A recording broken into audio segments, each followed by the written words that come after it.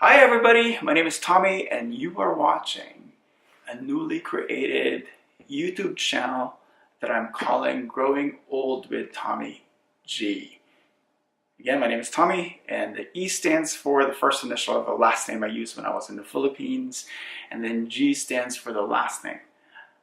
For the first initial of the last name that I started using when I was naturalized or became an American citizen. All right, just like I mentioned, did I mention it? But anyway, when I woke up this morning, I had a totally different plan of what the content or the theme that I'm going to be talking about today, my second vlog. But all of that changed because I got reminded of a very important date. August 11th marks the first death anniversary of the matriarch of a family, my grandma. My grandma and grandpa, they live in Tennessee, and my grandma passed away a year ago. And yeah,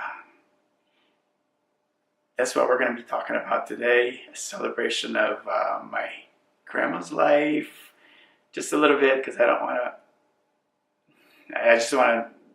want to take it too personal, and then passing of my beloved cats, celebration of life in general, and then maybe talk about some rituals of Filipino Catholics in the Philippines, because what my family is celebrating right now is part of that ritual, because we are, well, of course we're Filipino, you can see them from my features, and we're Catholic. So the rituals that we celebrate is based on that religion.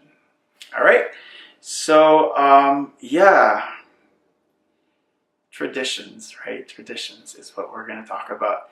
So I was researching this while I was at the gym this morning, that when you die, or when someone dies, right, there is this 9-day of like prayers after.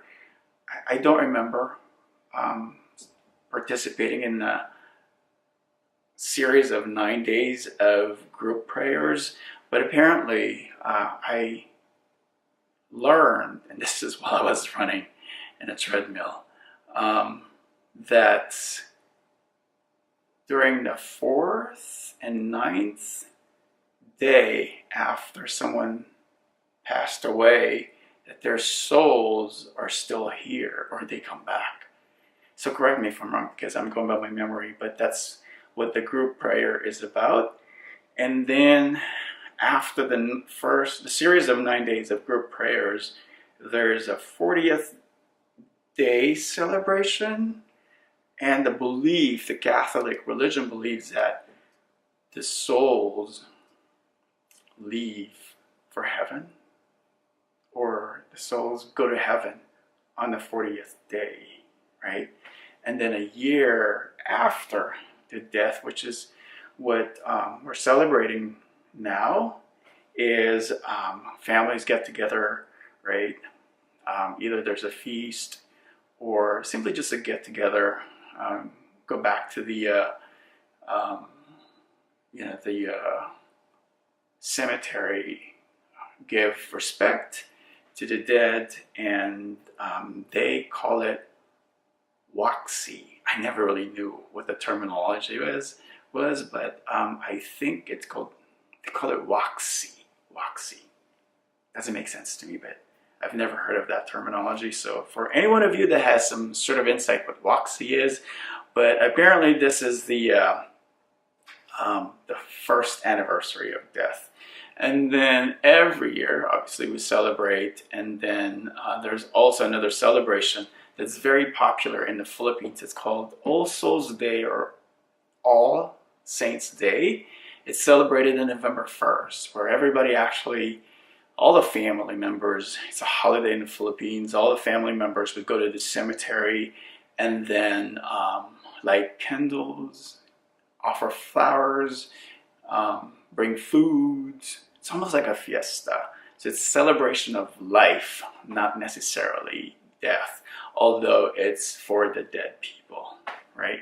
So yeah, that's in the States. I think we have the Halloween, but the day after, November 1st, is when the Filipinos would celebrate All Souls Day.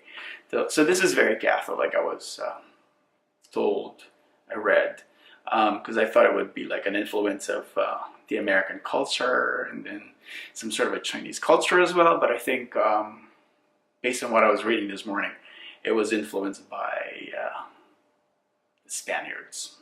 All right, correct me if I'm wrong. So you've got an opportunity to actually comment.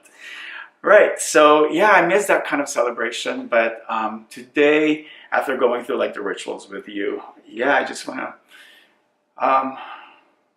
talk about or give respect to my grandma. She's one of the smartest people I know. She is very instrumental in bringing us over here in the States. She was the foundation, if you will, of our family, and her passing, although it's very difficult to talk about it because when I was in Tennessee last year, I thought that during the actual mourning, the wake, the mourning, and then the burial, right, that I felt like I didn't have as much emotion. And but it took me some time to actually show that emotion, right? It took me, I think, a good 4 months after to realize that my grandma is dead, right? Still fresh. But yeah, I don't want to get too emotional about it because there's another event that I'm celebrating, which is like, yeah, the death of my pets. That's another thing. When we buried my grandma, 4 days later, my roommate, this was last year, 4 days later, my roommate was saying that there's something wrong with my cat, right? So something in me, like, do you believe in gut feel? But something in me, there was like this like heaviness on my chest. There's a gut feeling that I needed to like leave. So I literally called the airline and was trying to get some, earlier flights to go back to California from Tennessee. And yeah, when I landed, well, so I got home, right? And I saw my cat. She said hi to me. And, she was trying, but she was struggling.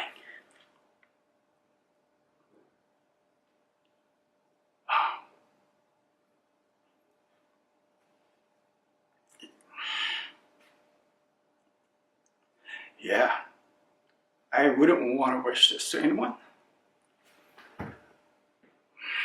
But that same day, I had to put down my cat.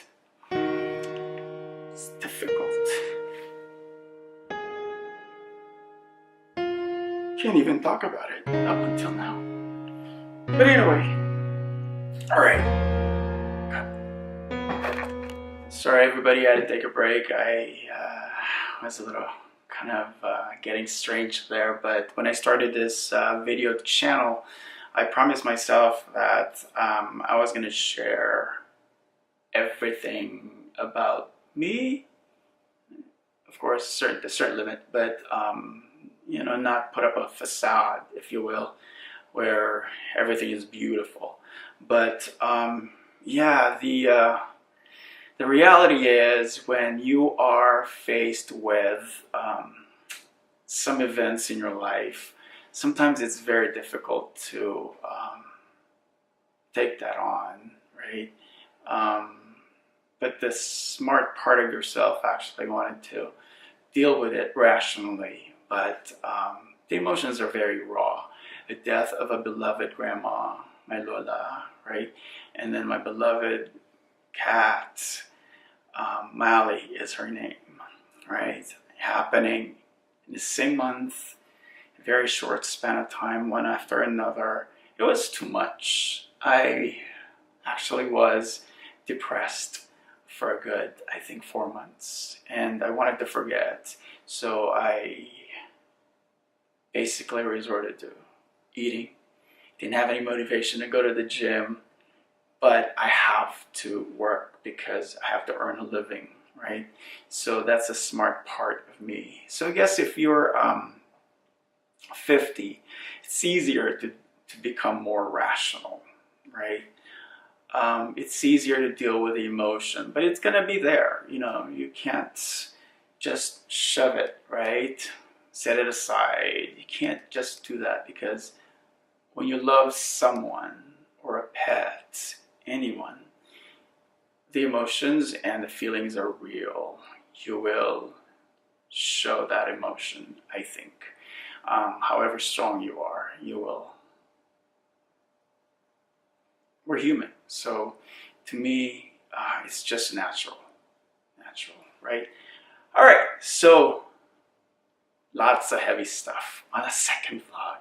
But anyway, this is real, and I just wanted to impart that with you. But going back to the topic of does life really begin at 50? I think, in my humble opinion, life begins at any stage you want it to begin. There's a saying by Confucius. God, am I going to remember this? Life is really simple, but we make it complicated. And that's always been kind of like something that that's a philosophy that I have when it comes to looking at life. I try to make my life simple, right? But at the end of the day, there is something that we have to take care of, and that's the basic needs, right? So if I'm able to now feed myself, put a roof over my head on my own, and have a more comfortable life when it comes to like basic needs, right? And that's the self-actualization. If you are familiar with that terminology, you get into a self-actualization after fulfilling specific needs, right? I think you can now focus on like really living life. So for me, I think my life began at 40, and I'm just continuing that journey with me, because life was more comfortable when I turned 40, and then there are no other things that I could really ask for comparatively to, based on my lifestyle, right, that I need. So essentially I was able to focus on, like say, things that are on my bucket list, right?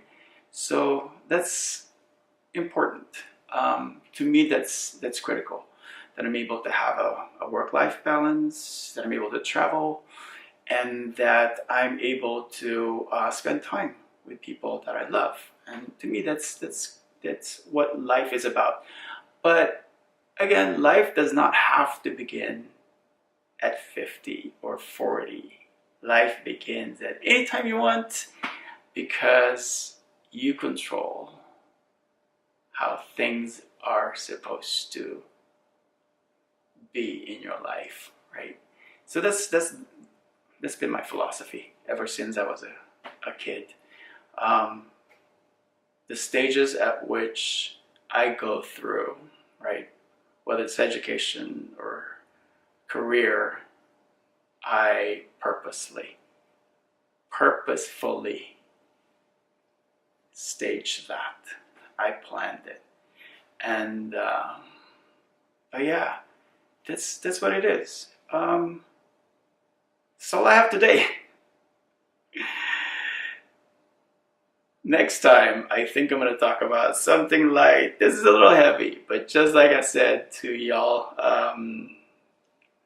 just wanted to celebrate this very special day and dedicate it to my grandma, my Lola, and then also my beloved pet Mali. So I love those two beings, and next time I promise it's gonna be a lighter kind of topic. So everybody, maraming salamat. At if you want to see more, egg me on, subscribe. Thank you.